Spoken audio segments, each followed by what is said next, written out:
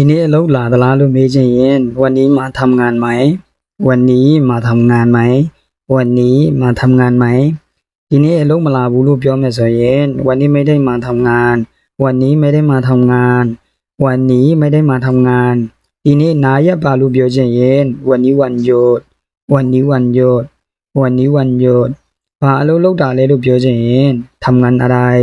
ทำงานอะไรทำงานอะไรစက်ရုံအလုပ်လုပ်တယ်ဆိုရင်ทำงานโรงงานทำงานโรงงานทำงานโรงงานပစ္စည်းအယောင်းဆိုင်ဆိုရင်ร้านขายข้าวชานร้านขายข้าวชานร้านขายข้าวชานကားရည်စီးတဲ့အလုပ်ကိုလုပ်ပါတယ်လို့ပြောချင်ရင်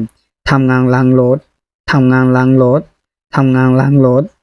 အလုပ်ကပင်ပန်းလားလို့မေးချင်ရင်ทำงานเหนื่อยไหมทำงานเหนื่อยไหมทำงานเหนื่อยไหม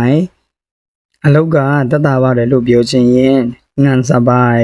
งานสบายงานสบายအလုပ်ကအဆင်ပြေလားလို့မေးချင်ရင်ทำงานสะดวกไหมทำงานสะดวกไหมทำงานสะดวกไหมအဆင်ပြေပါတယ်လို့ပြောချင်ရင်สะดวกครับสะดวกครับสะดวกครับလို့ပြောလို့ရပါတယ်